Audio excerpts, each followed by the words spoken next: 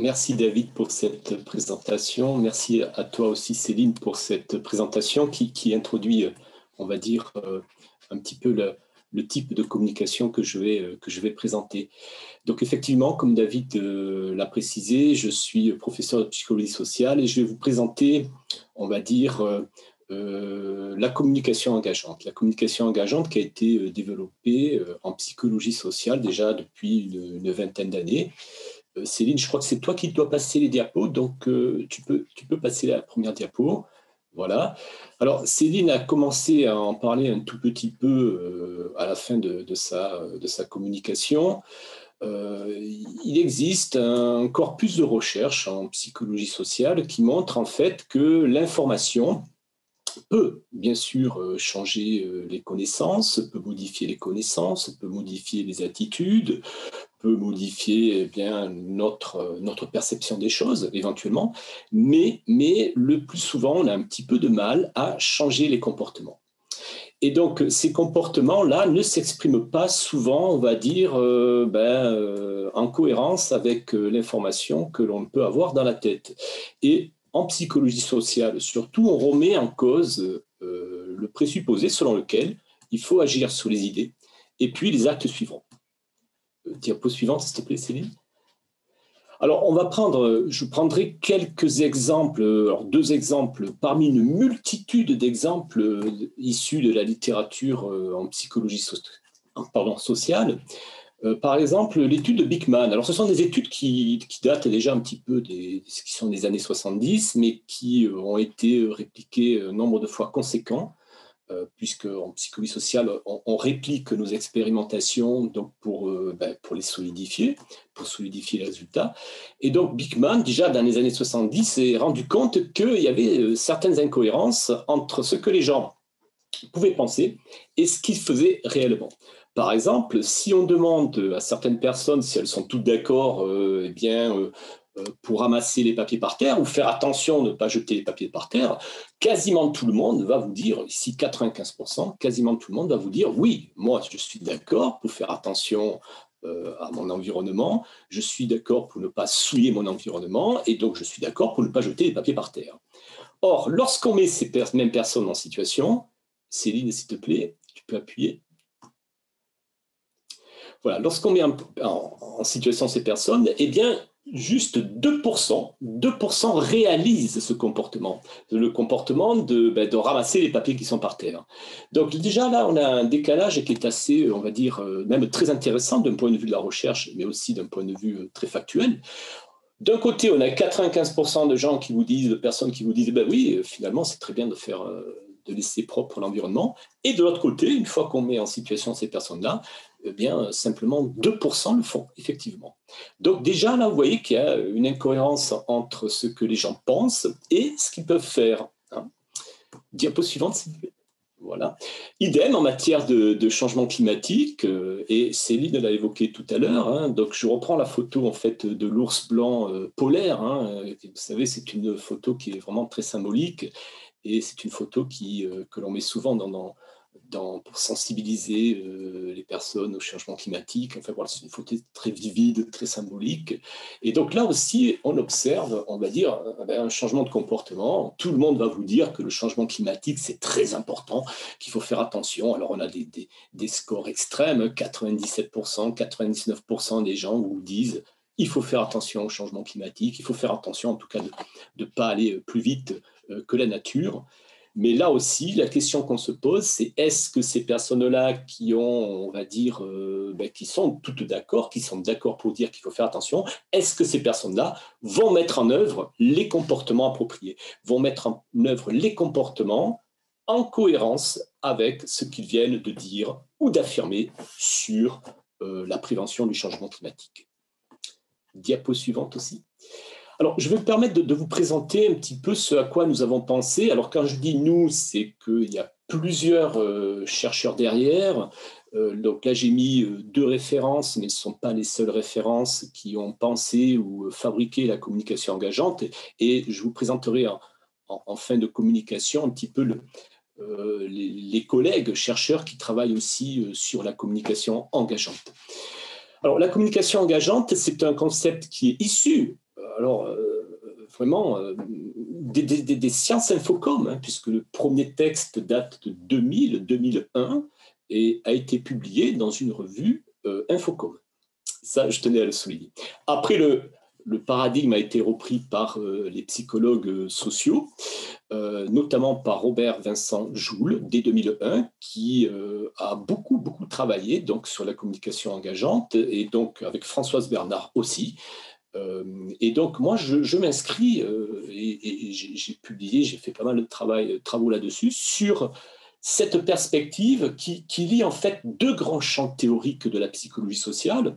D'une part, la communication persuasive, telle que nous pouvons tous et toutes la connaître, la communication persuasive, j'en dirai un mot tout à l'heure, et un autre champ qui est vraiment très important en psychologie sociale, qui est le champ de l'engagement. C'est-à-dire comment va-t-on engager progressivement des individus dans un comportement, dans plusieurs comportements ou dans des actes, ici favorables donc, à l'environnement. Et dans cette intersection entre communication persuasive et engagement, eh bien, a fait naître le paradigme de la communication engageante. Je vais me permettre de présenter donc ce paradigme. Alors, le paradigme, premier point, est basé sur la théorie de l'engagement. La théorie de l'engagement a été travaillée par deux chercheurs, dont Robert Vincent Joule et Jean-Léon Beauvois, depuis les années 80. Et en gros, l'engagement, c'est d'amener progressivement les individus à s'impliquer, à s'engager dans des comportements, on va dire, peu coûteux, et qui deviennent par voie de conséquence, de plus en plus coûteux. Donc, on va leur demander dans un premier temps de réaliser un acte préparatoire, un comportement peu coûteux. Ce peut être, par exemple, acceptez-vous de remplir un questionnaire, et ensuite leur demander quelque chose de plus coûteux. Donc ça, c'est un acte engageant qui va progressivement déterminer un petit peu les comportements futurs des individus. Et là, je vais y revenir dans les diapos suivantes. Donc, l'idée dans l'engagement, c'est d'obtenir, comme je viens de vous le dire, des petits actes peu coûteux. On appelle, nous, dans notre jargon psychologique, cela des actes préparatoires. Et ces actes préparatoires vont rendre plus probable la réalisation d'actes ultérieurs. Et ça, c'est très important. Parce que si on demande quelque chose de très coûteux tout de suite à quelqu'un, il y a de fortes chances que cette personne-là vous dise « non, je ne peux pas ». Bien. Par contre, si on l'engage progressivement dans un cours d'action, on demande peu dans un premier temps, un petit peu plus dans un second temps, voire un petit peu plus dans un troisième temps, eh bien, on arrive progressivement, de cette façon-là, à ce qu'elle réalise, cette personne-là, des actes beaucoup plus coûteux. Ce peut être, par exemple, trier, ce peut être recycler, ce peut être prendre le bus plutôt que la voiture. Et donc, ce principe-là, c'est le principe du pied dans la porte. Vous voyez bien l'image, le pied dans la porte, c'est demander peu, on met le pied dans la porte, demander peu pour faire plus. Oui, tu peux y aller, Céline. Et donc, dans notre cas, donc, on a la persuasion, qui est aussi très importante, la communication persuasive qui est très importante. Alors Céline l'a esquissé tout à l'heure. Il n'est pas question pour nous de remettre en cause tout ce qui est persuasion et communication persuasive et communication tout court. Au contraire, c'est une des bases de la communication engageante. Ce qu'on dit simplement, c'est que peut-être il va falloir qu'on ajoute quelque chose à cette communication-là, c'est l'engagement. Alors, la persuasion et la communication persuasive, on va travailler en psychologie sociale sur des variables qui sont, on va dire, tout à fait classiques. On va s'intéresser à la source, qui parle, qui va délivrer le message, qui va transmettre le message, et qu'est-ce qu'on va transmettre dans ce message. Le canal, comment on va transmettre ce message? Est-ce qu'on va transmettre ce message par voie de presse, par Internet, par les journaux, par les articles scientifiques, par la télé, etc. Et la cible. Est-ce qu'on s'adresse à des jeunes, à des ados, à des âges moyens, à des seniors, etc. Donc, on reprend en compte toutes ces variables-là qui sont issues de la littérature en psychologie sociale et sur lequel on a un corpus maintenant qui est énorme, puisque ce sont des recherches qui remontent aux années 50, voire après la Seconde Guerre mondiale. Donc, on est un petit peu expert sur deux champs de recherche, à la fois donc une expertise sur l'engagement et là, donc sur la persuasion. Donc voilà les questions qu'on se pose lorsqu'on travaille en communication engageante. je viens de le dire, mais donc quelles sont les bonnes informations à transmettre, quels sont les meilleurs arguments à mettre en avant, quels sont les meilleurs canaux, outils, supports et médias. Et on ajoute à cela donc une question qui va amener un petit peu, qui va préparer les individus à l'engagement. C'est qu'est-ce qu'on va leur faire faire? Qu'est-ce qu'on va demander à ces personnes-là, dans un contexte de liberté, on ne les force pas, mais qu'est-ce qu'on va demander à ces personnes-là de peu coûteux pour qu'elles s'engagent progressivement. Et en fait, l'idée, c'est que la communication est plus efficace lorsque les informations diffusées sont précédées de l'obtention d'un ou de plusieurs comportements préparatoires. Donc, on engage et après, on communique. C'est un petit peu ça. 2 mots encore sur les actes préparatoires. Voilà, vous avez des exemples d'actes préparatoires. Par exemple, ça peut être remplir un questionnaire, qui n'a jamais rempli un questionnaire dans la rue et qui après se voit adresser une demande. Ce serait peut-être aussi réfléchir à des slogans, accepter de poser des autocollants ou discuter en groupe. Alors, de plus en plus maintenant, on travaille sur tout ce qui est le nudge et le nudging. On a aussi beaucoup de demandes en termes de nudge, c'est-à-dire comment créer des nudges, comment faire en sorte de réfléchir ou de créer des nudges et essayer d'imbriquer ces nudges, ou en tout cas de travailler ces nudges à l'intersection de la communication engageante. Tu peux passer. Alors, la communication engageante se décline dans, on va dire, dans des sous-paradigmes. On travaille beaucoup maintenant sur la communication engageante numérique et technologique, c'est-à-dire qu'on peut très bien faire de la communication engageante sur le terrain. On va voir les gens, on les approche, on les accompagne, mais aussi, et de plus en plus maintenant, on travaille sur des plateformes numériques. Sur le web, par exemple, ou des plateformes que l'on construit et sur lesquelles on va développer des systèmes de support susceptibles de changer le comportement des individus. Donc, je me suis permis de lister un petit peu les personnes et les anciens chercheurs avec lesquels on travaille le plus souvent. Donc, Françoise Bernard, que vous connaissez très sûrement, Didier Courbet, qui est donc dans la salle, Marie-Pierre Fouquet-Courbet, Valérie Fointiat, du LPS, ça c'est mon laboratoire, moi-même, LPS, Séverine Alimi, du laboratoire de psychologie sociale, Robert Vincent Joule, bien sûr, et Lionel Souchet. Et puis, nous avons aussi des doctorants qui travaillent actuellement sur ces thématiques-là. Bien, tu peux passer. Alors, juste pour aller très vite, parce que je sais qu'il faut aller très vite, c'est pour vous donner un petit peu l'eau à la bouche des recherches un petit peu que nous sommes en train, ou que nous avons déjà réalisées surtout. On a pas mal travaillé sur la maîtrise de l'énergie, en association avec la région PACA. Alors, le logo n'est plus d'actualité, on est d'accord, c'est Région Sud, c'est un vieux logo. Donc, on a travaillé sur la maîtrise de l'énergie carrément dans des villes, dans des villages, où on a mis en œuvre des actions de communication engageantes dans le but d'amener les habitants de ces villes et villages à réduire leur consommation électrique. On a aussi travaillé dans le cadre de l'association avec des écoles primaires. Alors là, c'était une étude qui a été faite en 2004-2005 par Vincent Joule, des écoles primaires avec donc les enfants, les instituteurs, les parents d'élèves, etc. Et donc là, pour l'occasion, plus de 700 élèves avaient été mobilisés avec 18 enseignants, il y avait 2-3 écoles. Et donc, là aussi, dans le but d'amener donc les foyers à réduire leur consommation d'électricité. Alors, je n'ai pas mis le pourcentage, mais on était de l'ordre de 8-9% d'économie là aussi. Tu peux passer. Voilà. On a pas mal travaillé aussi dans le cadre des mobilités durables. Par exemple, amener les habitants d'un quartier de la ville de Besançon à prendre le bus plutôt que la voiture. Ça, c'était une action qu'on a menée il y a quelques années lorsque j'étais en Franche-Comté. On a travaillé, ça c'est une étude qui a été réalisée par Françoise Bernard à Marseille, sur les plages, comment amener les Marseillais à garder leurs plages propres. Donc, on a utilisé la méthodologie expérimentale. Dans un cas, il y avait donc 3 plages différentes et puis 3 traitements expérimentaux différents. Première plage, eh bien, on regardait ce que faisaient les baigneurs sans intervention. Deuxième plage, on utilisait la communication dite classique, c'est-à-dire qu'on allait les persuader de faire attention de ne pas salir la plage sur laquelle donc, ils se reposaient. Et troisième condition, c'était on va faire de la communication engageante, c'est-à-dire qu'on va essayer de les persuader et de les engager en même temps.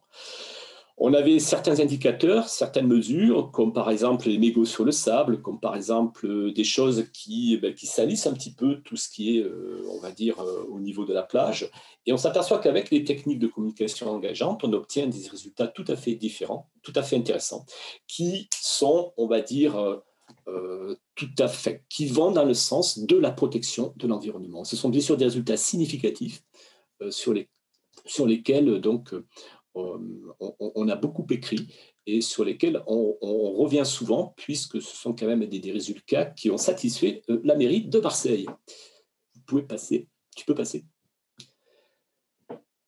Donc là aussi, c'est une étude, alors je vais aller assez vite, mais c'est une étude, on va dire, de communication engageante numérique qui a été menée par donc Didier Courbet et Séverine Halimi. Alors là, c'était toujours pareil, dans le but de consommer moins d'électricité, en collaboration avec l'ADEME.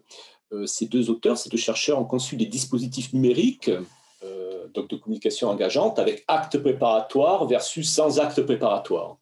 L'acte préparatoire consistait à déplacer la souris sur des lampes, des ampoules, pardon, et de cliquer sur les ampoules à remplacer. Et en termes d'engagement, donc il était demandé, donc c'est le panneau de droite, d'amener, donc il était demandé aux individus de signer l'engagement selon lequel ils s'engageaient à changer ces ampoules. Donc vous voyez qu'il suffit donc simplement de laisser son nom, son prénom et la ville dans laquelle on réside et de se dire oui, je m'engage. Et ça suffit à engager les individus et donc à changer de comportement. Alors, j'ai plus les résultats en tête, hein, mais là aussi, on observe des différences significatives entre une condition contrôle où eh bien, on n'a pas d'engagement ou de communication engageante et une condition où on utilise la communication engageante. Alors je vais aller assez vite puisque ce sont des expérimentations, des études qui ont été faites sur le terrain. Donc, on a une étude qui a été faite sur la collecte du verre dans la ville de Pau par Lionel Rodriguez, qui est dans la salle, Fabien Girandola, moi-même et Rachel Jouan. Là aussi, par les techniques de communication engageantes, on obtient de très très beaux résultats sur des quartiers différents de la ville de Pau. Et les résultats vont toujours dans le même sens, c'est-à-dire que lorsqu'on utilise la communication engageante, comparativement à un quartier où on n'utilise pas la communication engageante, eh bien, on voit la collecte de verre s'envoler. Je crois que c'était l'ordre de plus 57% de collecte de verre en plus en situation de communication engageante comparativement à un contrôle. Diapo suivante.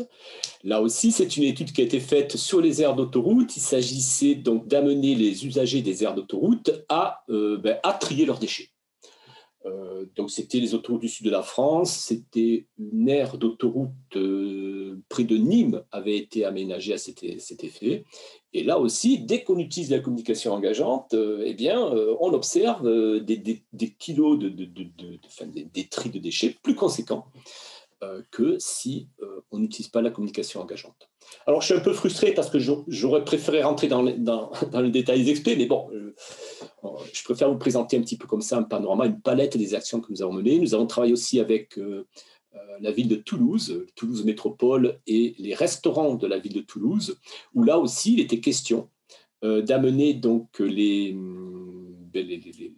restaurateurs à proposer à leurs clients des doggy bags. Vous savez, les doggy bags, ce sont des boîtes dans lesquelles on peut mettre les restes du déjeuner ou du repas et les gens peuvent partir chez eux avec ces restes-là. Donc, on a travaillé là-dessus et là aussi, avec la communication engageante, on augmente significativement le taux d'acceptation de ces doggy bags par ceux qui déjeunent ou qui font leur repas au restaurant.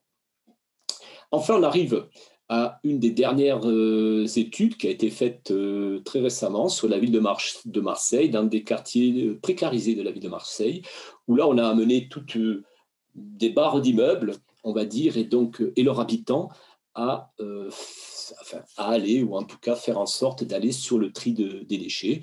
On a utilisé la communication engageante, on a utilisé des nudges, et là, toujours pareil, hein, dans le sens où on observe un effet, une mobilisation plus conséquente lorsqu'on utilise la communication engageante que lorsqu'on ne l'utilise pas.